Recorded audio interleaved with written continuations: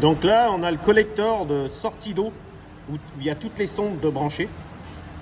Et comme vous avez pu voir sur la photo, j'avais une fuite au niveau de cette durite.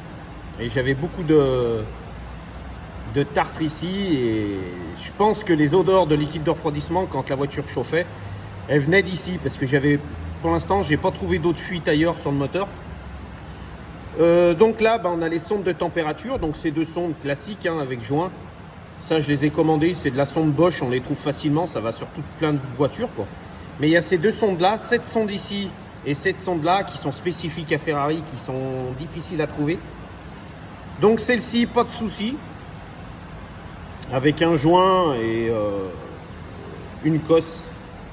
Et on peut voir dessus 125 degrés et déclenchement. Donc il n'y a pas de problème. Par contre, quand j'ai démonté, je trouvais bizarre cette sonde. J'ai vu sur mes factures du véhicule, en fait, qu'il y a eu une intervention faite sur le véhicule. Ils ont remplacé le thermostat suite à chauffe. Et en même temps, ils ont remplacé une sonde de température, d'indicateur de température. Donc je pense que c'est cette sonde-là qu'ils ont changé. Donc déjà en démontant, je trouvais bizarre, c'est ça. Vous voyez, la cosse, elle est même pas sertie, elle bouge, elle a du jeu énorme.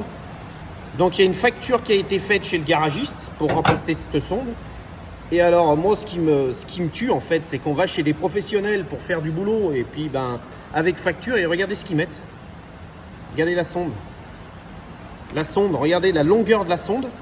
Et moi, ce qui me paraissait bizarre quand j'ai démonté, j'ai tout de suite vu. Regardez au fond, la sonde, elle vient toucher. Ils n'ont pas mis la bonne sonde. Et donc quand vous vissez, elle est appuyée au fond du collecteur. Donc la sonde, déjà, elle est légèrement tordue. Et en plus, c'est pas la bonne sonde. Et vous voyez au bout, regardez comme elle a été usinée à force de frotter. Donc en fait, voilà quoi. C'est dommage de voir ça sur des véhicules de ce type-là. Puis même sur un véhicule lambda, en fait, de travailler comme ça, de monter n'importe quoi. Ça se trouve que la sonde, donc c'est même pas la bonne valeur de sonde. On voit dessous que ça fonctionne en 12 et 24 volts. Est-ce que c'est la bonne sonde ou pas? J'en sais rien. Là, ce que je sais, c'est que j'ai cherché sur Eurospare, parce que ça va bien à trouver les rêves d'origine sur ce site. Et en fait, la sonde qu'il y a ici, il n'y a rien à voir avec ça. La longueur de la sonde, elle doit faire ça, quoi. Et même pas, elle doit même être encore plus petite. Donc, comme quoi que les pros, des fois, font un peu n'importe quoi. Ils montrent quelque chose qui a du jeu, ils ont dû trouver ça d'occasion, je sais pas ce qu'ils ont fait. Donc voilà pour cette partie-là. Et puis après, c'est ici quoi. Il me reste à savoir ce que je vais faire pour ici. On voit en fait, ça a pas mal attaqué la matière du petit manchon.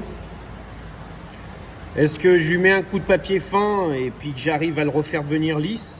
Ou avec une durite neuve, ça va faire étanchéité, mais qu'est-ce que vous en pensez? Est-ce que je devrais remplacer ce petit manchon ou lui mettre un petit coup de papier de verre et ça suffirait avec une durite neuve dessus, quoi. Donc voilà la petite anomalie décelée dessus, quoi.